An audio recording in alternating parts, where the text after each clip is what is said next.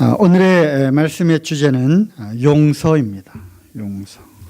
본문 말씀은 이사야서 55장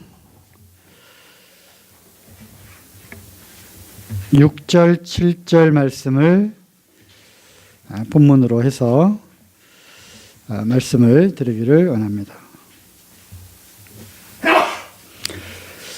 너희는 여호와를 만날 만한 때에 찾으라.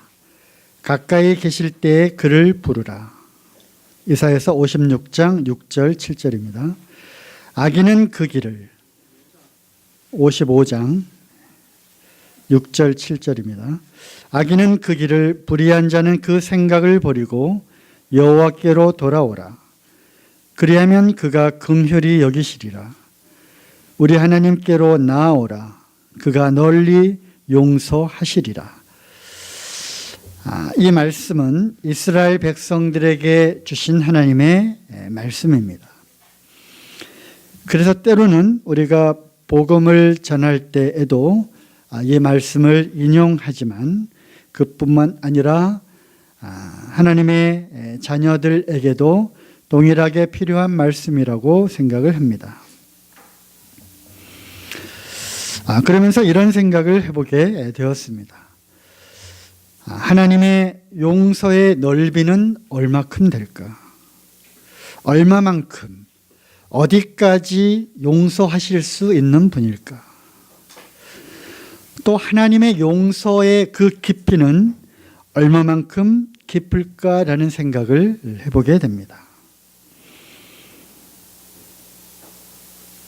그러면서 용서라고 하는 그 단어가 무슨 뜻이지 찾아보게 되면 우리가 히브리어나 또는 헬라어를 동원하지 않다 할지라도 영어로 forgiveness라고 하죠. 사하다라고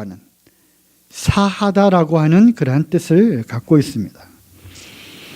이 용서는 용납하다 또는 화해를 하다라고 하는 그런 단어와 비슷한 것 같지만 또 다른 의미를 갖고 있습니다. 이 용서라고 하는 이 단어는 법적인 용어입니다. 이것은 결국 그 사람이 무죄임을 선언하고 모든 요구들에 대해 포기한다고 하는 그러한 법적인 용어입니다. 그가 어떤 일을 나에게 했든지 간에 또 당연히 마땅히 그걸로 인해서 져야 되는 그 책임, 또 마땅히 그가 해야만 하는 모든 요구들, 그런 것들을 나는 포기한다라고 하는, 그리고 그것은 더 이상 죄로서의 효력이 더 이상 발생하지 않다라고 하는 무죄임을 선언하는 그런 법률적인 용어라고 합니다.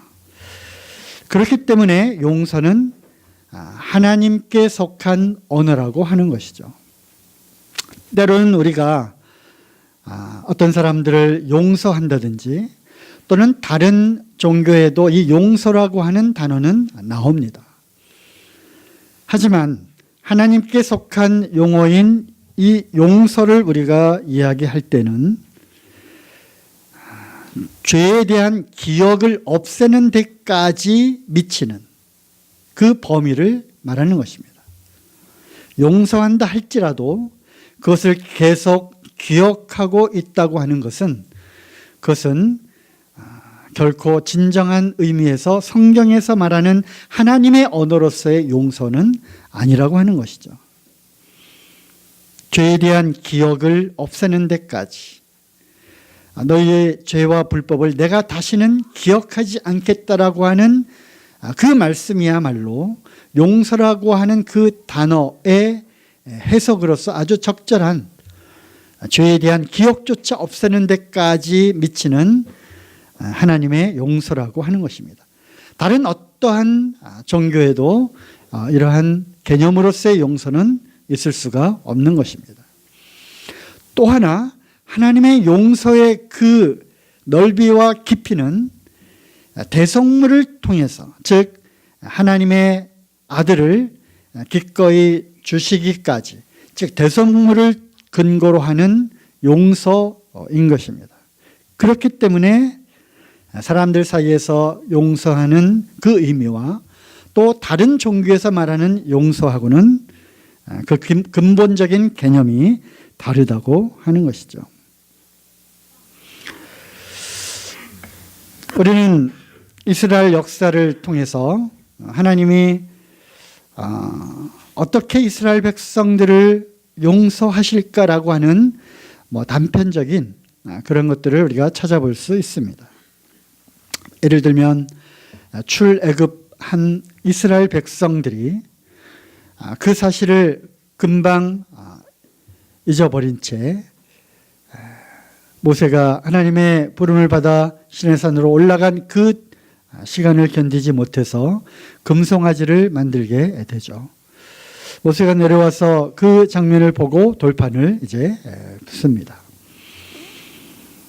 그런 상황에서조차도 하나님께서 진노하시고 그들을 쓸어버리자고 했을 때 모세가 하나님 앞에 엎드리게 되죠. 그리고 긍휼을 구합니다. 용서를 구합니다. 그때 하나님은 그것을 돌이키십니다. 용서하시는 그런 장면을 보게 되죠. 우리 같으면 어떻게 하겠습니까? 또 우리는 요셉을 통해서 또 용서의 한 부분을 보게 되죠. 예수님을 가장 많이 닮은 사람 요셉. 그가 형들의 미움을 받아서 구덩이에 빠지게 됩니다. 그리고 팔려가게 되죠. 그로 인해서 시작된 그 요셉의 파랑만장한 그런 생애를 돌아보게 될 때 결국 바로의 궁에서 요셉은 아버지와 형들을 용서하게 되는 그러한 장면들을 보게 되죠. 우리 같으면 어떻게 하겠습니까? 호세아서는 어떤 내용의 선지서인지 알고 계시죠? 비록 간음을 한 그 여인일지라도 아내로 맞이하라고 하는 그러한 하나님의 말씀을 받게 되는 그러한 장면들을 보게 될 때 여러분 같으면 어떻게 하시겠습니까? 그것을 용서하실 수 있겠습니까?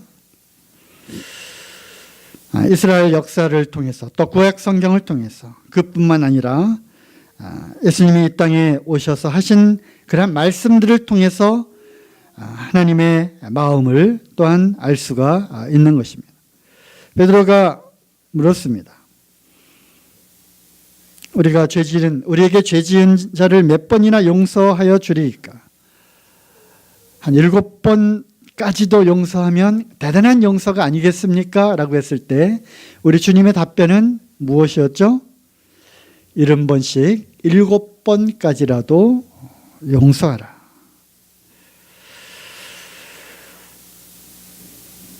이것이 가능한 일이겠습니까? 여기서 나오는 그 70번씩 7번이라고 하는 것은 완전한 숫자이죠.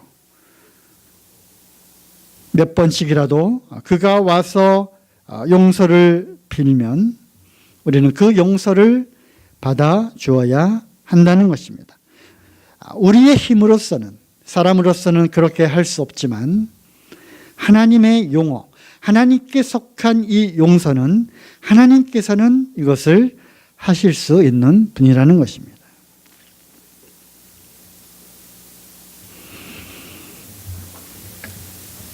하지만 여기에는 조건이 있는 것처럼 보입니다. 오늘 읽은 본문 말씀을 통해서도 너희는 여호와를 만날 만한 때에 찾으라. 가까이 계실 때 그를 부르라. 악인은 그 길을, 무리한 자는 그 생각을 버리고 여호와께로 돌아오라. 그리하면 그가 긍휼히 여기시리라. 우리 하나님께로 나아오라. 그가 널리 용서하시리라. 하나님의 용서는 조건이 있을까요? 없을까요? 때로는 우리가 이러한 것들을 생각을 하게 됩니다. 하나님은 이미 모든 것을 다 용서해 놓으셨다. 그러므로 우리가 해야 할 일은 하나님께로 나아가는 것이다. 그래야 그 용서를 받는 것이다. 그러면 무엇이 먼저일까? 회개하고 하나님께로 돌아가는 것이 먼저일까? 아니면 그러한 사람에게만 하나님이 용서를 하실까? 무엇이 먼저이겠습니까? 하나님이 이미 다 용서해 놓으셨다. 이것이 먼저입니까? 아니면 하나님께로 돌아가는 것이 먼저이겠습니까? 이 말씀을 보면 하나님께로 돌아가는 회개가 먼저인 것처럼 그렇게 해석이 되지만 이것은 시간적인 개념이 결코 아니라는 것입니다. 시간의 개념이 아니라 어떤 상황이고 상황적인 것이고 또 이것은 역할의 문제라고 하는 것입니다. 역할의 문제. 하나님은 용서하시는 분. 그리고 사람들은 어떻게 하는 사람? 회개하는 사람. 용서를 비는 자의 그러한 위치에 있다고 하는 것입니다. 하나님이 하시는 일과 사람이 하는 일이 있습니다. 우리는 가만히 앉아 있었어도 하나님께서 알아서 해 주실 거야 라고 하는 어떻게 보면 굉장히 큰 아주 좋은 믿음을 갖고 있는 것처럼 생각하지만 그렇지 않습니다. 하나님이 하시는 일, 하나님이 이루어 놓으신 일, 하나님만이 하실 수 있는 일이 있는가 하면 마땅히 사람으로서 거기에 반응해야 되는, 사람으로서 마땅히 해야 되는 그러한 의무가 있다고 하는 것이죠. 예를 들면 차가 쌩쌩 다니는 도로 한복판에 나아가서 눈을 감고 서 있습니다. 하나님이 나를 지켜주실 거야. 왜? 나를 보호하시고 지켜주신다고 약속하셨기 때문에. 그런 생각을 하고 차가 쌩쌩 다니는 그 도로 한복판에 눈을 감고 한밤중에 서 있다면 그가 안전하겠습니까? 우리가 마땅히 해야 할 일은 무엇입니까? 조심해야 하는 것입니다. 그렇죠? 주의하라는 그런 말씀이 또 있는 것입니다. 깨어 있어야 하기 때문에 우리는 마땅히 깨어 있어야 할 상황에서 깨어 있어야 하는 것입니다. 악하고 나쁘고 공격하고 하는 그들에 대해서 우리는 마땅히 우리가 해야 할 모든 그러한 방어와 주의와 이런 것들을 해야 되는 것이죠. 그리고 최선을 다하고 그리고 그 결과에 대해서는 하나님께 맡기는 것. 이것이 우리가 하나님께서 하시는 일에 대한 우리의 적절한 반응인 것입니다. 눈을 감고 운전을 해 보십시오.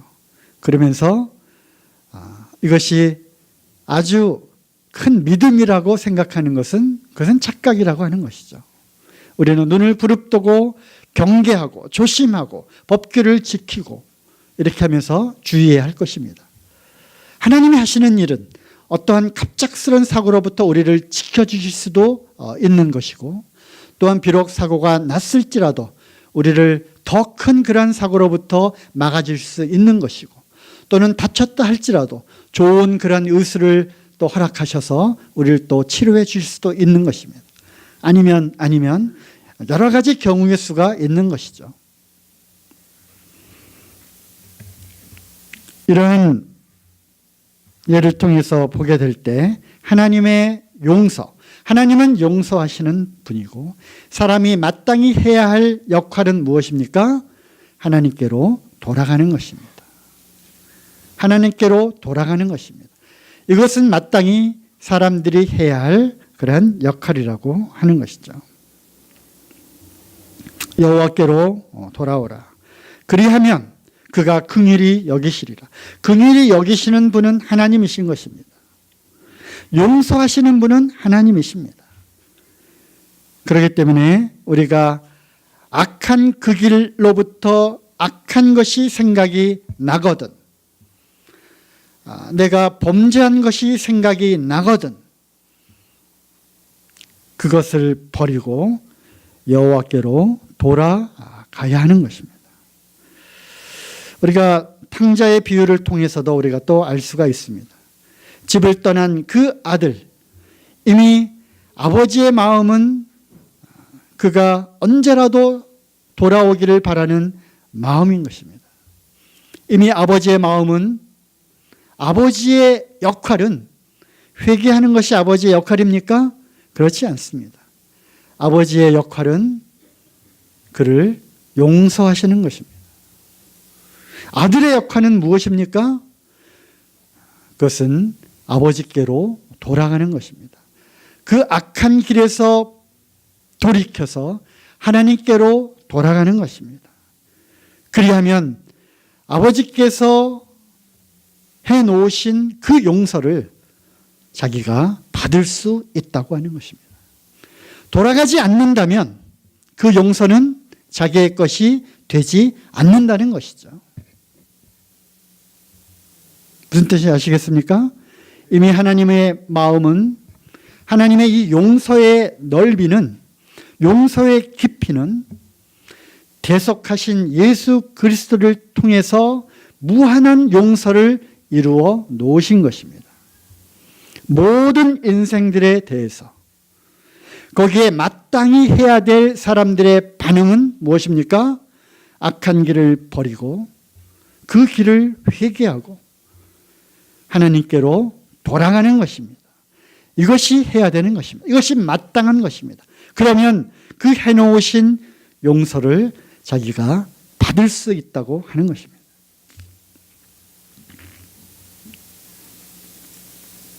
용서는 아니죠. 언제 하나님께로 돌아가야 합니까? 6절에 보면 너희는 여호와를 만날 만한 때에 찾으라. 가까이 계실 때에 그를 부르라. 때가 있다고 하는 것입니다. 때가 있는 것입니다. 내일, 모레, 언제라도 죽기 전에 하나님께로 돌아가기만 하면 용서를 받을 수 있을 거야. 물론 그것은 맞는 것입니다. 하지만 우리는 언제 버려고, 언제 찾고, 언제 불러야 하는 것입니까? 즉시로. 그것이 생각날 때입니다. 이 말씀은 구원을 받아야 할 사람들에 대한 것뿐만 아니라 우리 성도님들에 대한 말씀에도 해당이 되는 것입니다. 범죄한 것이 생각이 난다면, 또 마음에 성령의 근심이 있다면, 또 양심의 깨달음이 있다면 우리는 그 즉시로 그 때를 틈타서 찾아야 하는 것입니다. 부르짖어야 하는 것입니다. 구해야 하는 것입니다. 그래서 하나님과 나와의 그 관계, 친밀한 그 아버지와의 그 친밀함을 다시 회복해야 하는 것입니다. 우리 주님과의 그 교제의 그 어색함을 우리는 다시 회복해야 하는 것입니다. 용서의 근거는 예수 그리스도 대성물에 있기 때문에 우리는 예수 그리스도 안에서 그것이 근거가 되어서 우리는 언제라도 하나님과의 그 관계를 우리는 계속 밀접한 관계를 유지해야 하는 것입니다. 이것은 구원받아야 할 이방인들에 대한 이야기만은 결코 아닌 것입니다. 언제라도 돌아오게 될 때 그 친밀한 아버지와의 그 관계는 다시 회복되는 것입니다. 그렇지 않을 때 그 범죄를 계속 속이거나 여전히 갖고 있는 한 그 친밀한 교제의 관계는 회복되지 않는 것입니다. 하나님의 그 무한하신 용서 안에 있다 할지라도. 또 우리에게는 또 간과하고 있는 그런 부분이 있습니다. 이와 같은 하나님의 무한한 용서가 있기 때문에 뭐 잘못하고 또 범죄하고 잘못을 고백하면 되지? 그러면 다시 회복해 주실 거야? 라고 하는 생각 가운데 우리가 반복적으로 또는 의도적으로 행하고 있는 것들이 있다면 그것은 어떻게 되겠습니까? 용서가 있기 때문에 죄를 범해도 된다? 나는 이미 구원을 받았기 때문에 죄에 대한 그러한 심판으로부터 영원히 이 문제에 대해서는 끝났기 때문에 내가 어쩔 수 없이 저지르는 이러한 범죄들에 대해서는 나는 그냥 그럭저럭 살아가면 된다라고 생각을 하십니까? 결코 그럴 수 없는 것입니다. 로마서 6장 말씀에 그렇게 말씀하시죠. 그런즉 우리가 무슨 말을 하리요? 우리가 하나님의 은혜 가운데 있기 때문에 죄를 범할 수 있느냐? 결코 그럴 수 없느니라. 죄 가운데 죽은 너희가 어찌 더 죄 가운데 더 살리요? 이런 말씀이 있습니다. 하나님의 용서하심을 가볍게 여겨서는 안 된다는 것입니다. 하나님의 이 용서는 대속하신 예수 그리스도를 근거로 한 무한한 용서이기 때문에 우리는 결코 이 용서의 깊이와 넓이를 결코 가볍게 취급해서는 안 된다고 하는 것입니다. 그래서 에베소 말씀에 나오잖아. 사도 바울이 기도합니다. 그리스도의 그 사랑의 그 넓이와 길이와 높이와 그 깊이를 알기를 원한다는 것입니다. 그것을 알면 알수록 하나님의 그 용서의 깊이와 넓이를 알면 알수록 우리는 더 이상 죄 가운데 머물러서는 안 되는 것입니다. 그러므로 즉각적으로 때가 있다는 것입니다. 생각이 나거든 다시 놓쳐버린 그 아버지의 손을 떠났다면, 그리고 범죄한 것이 생각이 난다면, 성령님의 음성이 들린다면 그 즉시로 놓쳐버렸던 그 손을 다시 잡으러 가야 된다고 하는 것입니다. 이것이 돌아가는 것입니다. 이것은 구원을 받아야 할 이방인들에게만 속한 말씀이, 해당되는 말씀이 결코 아니라는 것입니다. 이스라엘 백성들에게 주신 말씀인 것입니다. 교회에게도 여전히 적용되는 말씀인 것입니다. 생각나거든 즉시 그 생각을 버리고 여호와께로 돌아가는 것입니다. 그리하면 그가 널리 용서하시리라.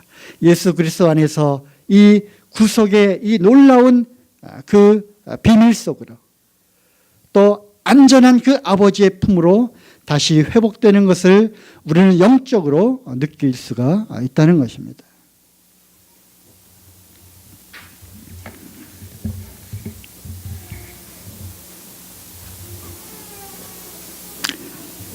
그렇다면 하나님의 용서를 우리는 우리의 삶 가운데 어떻게 적용해야 할 것인가 하는 이런 부분을 더 교제하기를 원합니다. 자, 에베소서 4장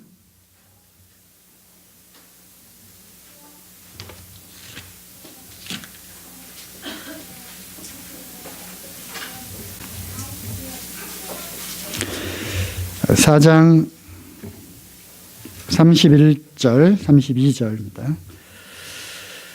너희는 모든 악독과 노함과 분냄과 떠드는 것과 회방하는 것을 모든 악의와 함께 버리고, 아까 이사야서 55장 6절 말씀에 너희는 그 악한 길에서 악한 생각을 버리고 돌아오라고 하는 것입니다. 우리가 우리 마음 속에 또는 우리의 행함 속에 또 우리의 말 속에 악독과 노함과 분냄과 떠듬과 회방하는 것과 이런 것들이 있다면 버리고 돌아와야 하는 것입니다. 회복되어야 하는 것입니다. 32절 서로 인자하게 하며 불쌍히 여기며 서로 용서하기를 하나님이 그리스도 안에서 너희를 용서하심과 같이 하라. 하나님의 용서의 그 넓이처럼 하나님이 우리를 용서하신 이 죄인들을 예수 그리스도를 통해서 용서하신 그 용서의 깊이만큼 우리도 어떻게 하라고요? 서로 용서하기를 그렇게 하라는 것입니다. 에베소 4장 22절부터 보면은 우리가 옛사람을 벗어버리고 새사람을 입으라. 옛날에는 이렇게 했다 할지라도 새사람을 입었은즉 이런 것들을 버리고 이제는 새 사람 그리스도의 성품을 입은 자들로 살아가라는 것입니다. 그렇기 때문에 우리의 언행 이러한 것에서 우리는 서로를 용서해야 한다는 것입니다. 서로 인자하게 하며 불쌍히 여기며 서로 용서하기를 하나님이 그리스도 안에서 너희를 용서하심과 같이 하라는 것입니다.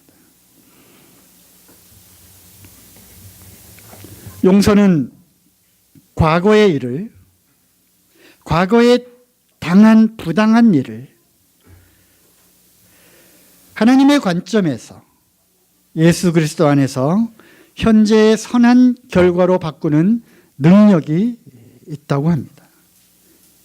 과거의 부당한 일들을 예수 그리스도 안으로 끌어왔을 때 현재 선한 결과로 바꾸는 능력이 있다는 것입니다. 무엇이요? 용서는. 용서는 이러한 능력이 있는 것입니다. 용서는 하나님의 은혜를 경험하는 자리인 것입니다. 용서를 하면요, 하나님의 은혜를 경험하는 것입니다. 사실 그리스도인이라고 하는 그 말 자체는 어떤 의미들을 갖고 있죠? 용서받은 자들이라는 뜻입니다. 탕감을 받은 자들이라는 뜻입니다. 죄의 빛으로부터, 아까 이것은 법률적인 용어라고 했죠? 그죠? 그것을 아예 기억하지도 않을 그 정도의 상태로 자기의 모든 범죄했기 때문에 또 나에게 잘못했기 때문에 마땅히 나는 그것을 받을 책무가 있어요. 하지만 그 권리를 포기하는 것입니다. 마땅히 내가 부당한 일을 당했기 때문에 나는 그거에 대해서 당연한 대응하는 권리는 나에게 있다는 것입니다. 애매하게 고난을 받았습니다. 아니면 오해를 받았습니다. 그러면 마땅히 나는 그걸 할 수 있는 권리가 있는 것입니다. 그럼에도 불구하고 그 권리를 어떻게 하는 거예요? 포기하는 것입니다. 이것이 용서라고 하는 것에 대한 법률적인 그러한 뜻인 것입니다. 그러므로 용서받았기 때문에 우리는 용서하는 것입니다. 탕감받았기 때문에 탕감을 해주는 것입니다. 나에게 빚을 졌지만 그 빚을 감해주는 것입니다. 없애주는 것입니다. 마태복음 18장에 보면 1만 달란트 탕감받은 자에 대한 비유가 나오잖아요. 그죠? 1만 달란트.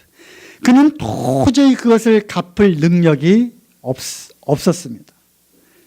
그래서 불쌍히 여겨서 그것을 탕감해 주었습니다. 1만 달란트. 이 사람이 가다가 자기에게 빚진 자, 얼마를 빚졌냐면 500데나리온. 달란트와 데나리온은 화폐 가치의 단위가 다른 것입니다. 여기는 1만이고 여기는 500입니다. 1만 달란트를 탕감받았음에도 불구하고 500 데나리온을 빚진 자를 용서하지 못하는 이 자에 대해서 우리 주님이 엄히 꾸짖으시죠. 우리는 과연 얼마를 탕감받으셨습니까?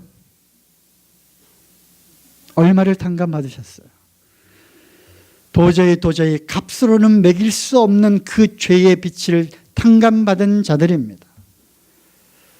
그런 탕감받은 자들이 내가 나에게 빚진 자를 탕감해 주지 않는다면 그는 하나님의 은혜와 하나님의 용서를 깨닫지 못하는 자인 것입니다.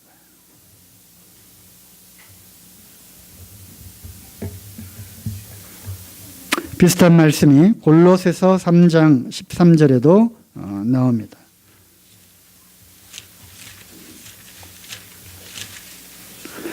골로새서 3장 13절. 누가 네게 혐의가 있거든 서로 용납하여 피차 용서하되 주께서 너희를 용서하신 것과 같이 너희도 그리하고. 무엇이 있거든? 혐의가 있습니다. 부당한 잘못을 당했습니다. 정말 마음에 어떻게든 해주고 싶은 그러한 마음이 있습니다. 그럼에도 불구하고 주님께서 우리를 용서하신 것처럼 너희도 서로 용서라는 것입니다. 피차 용서하는 것입니다. 그런데 그뿐이 아니죠. 이 모든 것 위에 사랑을 더하라. 이는 온전하게 매는 띠니라.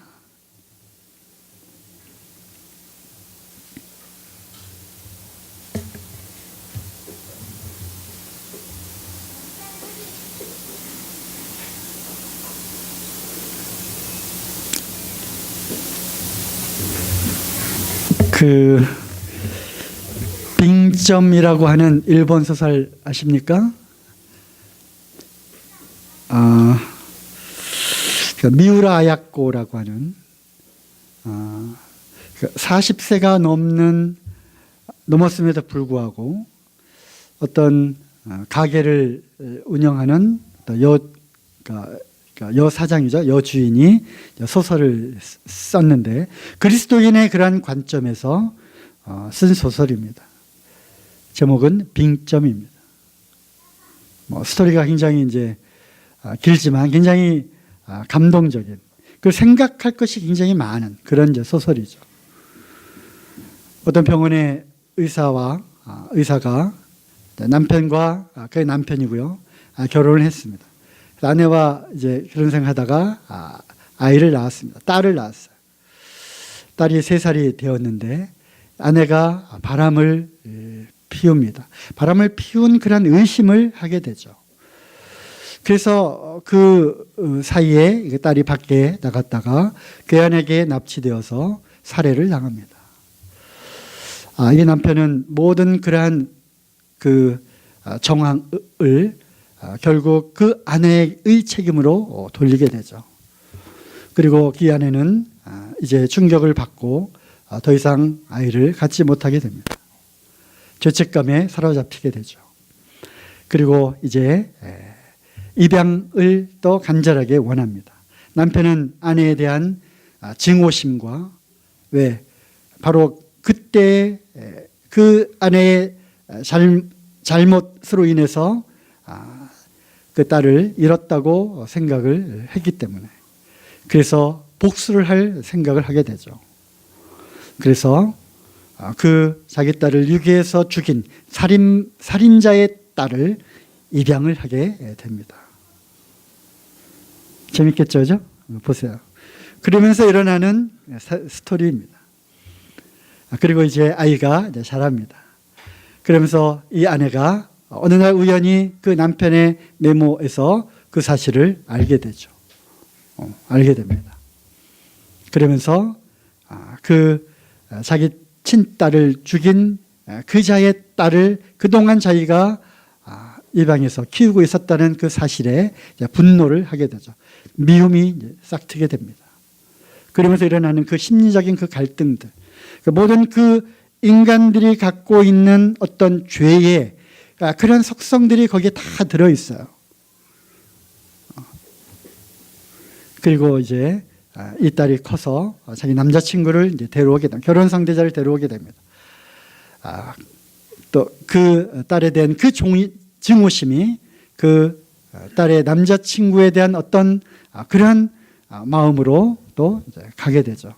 그리고 다 있는 대로 폭로를 하게 되죠. 이 딸은 정신적으로 장난을 일으키게 되고 결국 약을 먹고 혼수 상태에 빠지게 됩니다. 그래서 이 심리적인 그 갈등과 이 증오심, 죄에 대한 어떤 그러한 속성, 인간들이 갖고 있는 이 죄에 대한 본질적인 그러한 증오심, 살인, 그 다음에 간음, 미움, 이런 것들, 그 다음에 술수, 이런 것들이 이제 기록되어 있습니다. 그리고 이제 그 장면이 끝나게 되는데, 이제 센세이션을 일으켰어요. 제가 제대로 전달을 못해서 얼마나 그 감동적인 것인지를 표현을 못하지만, 근데 이제 그 소설을 읽은 사람들이 이제 막 난리가 났어요. 이 딸이 너무 불쌍하다. 여기 결코 죽게 놔둬서는 안 된다. 그러니까 속편을 쓰게 되죠. 속편을 씁니다. 그 이후 이게 인간의 본질적인 죄의 모습, 거기에 나타나는 이 증오심이 이제 전편이었다면 속편은 용서에 대한 것입니다. 용서. 이 딸은 결국 그러니까 그 어머니를 미워하게 되죠. 증오하게 됩니다. 그리고 이제 결국 스토리가 진행이 되면서 결국 자살을 이제 생각하게 되죠. 눈 높인 산을 이제 올라가게 됩니다. 올라가서 이제 자기의 인생을 뒤돌아봅니다. 자기의 그 올라온 그 발자취를 보게 되죠. 자기는 정직하게 그리고 온갖 그 모든 증오심을 자기의 그 어머니와 또 그 사람들에게 그 증오심을 퍼붓지만 그리고 마지막 그 자살을 택하게 되는 그런 상황에서 뒤돌아보게 됩니다. 자기는 똑바로 걸어왔다고 생각했지만 그 자국난 그 눈자국에 삐뚤빼뚤 올라온 그 자기 그 눈 위에 찍힌 그 발자국을 바라보게 되죠. 자기에게는 아무 잘못이 없이 정직하고 선하게 살아왔다고 생각했고 모든 그런 자기의 인생을 파멸시킨 그 장본인은 바로 누구다라고 하는 것만 생각을 했었지만 결국 자기의 인생도 결코 옳은 것이 아니었다는 것을 알게 되죠. 그래서 이거는 그 용서와 화해 이런 것들로 이제 이어지게 되는데 한번 읽어보세요. 미우라 아야코의 빙점, 아주 유명한 작품입니다. 자, 고린도 후서 2장 7절부터 8절입니다. 6절부터 읽을까요? 고린도 전서에 이어지는 바울의 이제 두 번째 편지죠. 이러한 사람이 많은 사람에게서 벌 받은 것이 족하도다. 그런즉 너희는 차라리 저를 용서하고 위로할 것이니 저가 너무 많은 근심에 잠길까 두려워하노라. 그러므로 너희를 권하노니 사랑을 저희에게 나타내라. 아주 이방 사람들에게서도 잊지 않았던 그런 간음 사건을 겪게 되면서 이제 교회 가운데 징계를 갖게 되죠. 그렇지만 그가 많은 사람에게서 벌 받은 것이 족하다. 그가 더 이상 사단에게 속아서 그 인생을 참으로 끝까지 파멸 가운데 있기를 원치 않았습니다. 그러면 사도 바울이 이제 그것으로 족하다. 그러니 너희는 차라리 저를 용서하고 위로하라. 이러한 말씀을 주게 됩니다. 그래서 우리가 서로를 용서하고 위로하는, 아까도 말씀드렸듯이 하나님이 해야 되는 그러한 역할, 하나님은 용서하시는 분이고 사람들은 거기에 하나님께로 잘못을 깨닫고 돌아오는 그러한 회개의 일들이 사람이 해야 되는 역할이라고 말씀을 드렸습니다.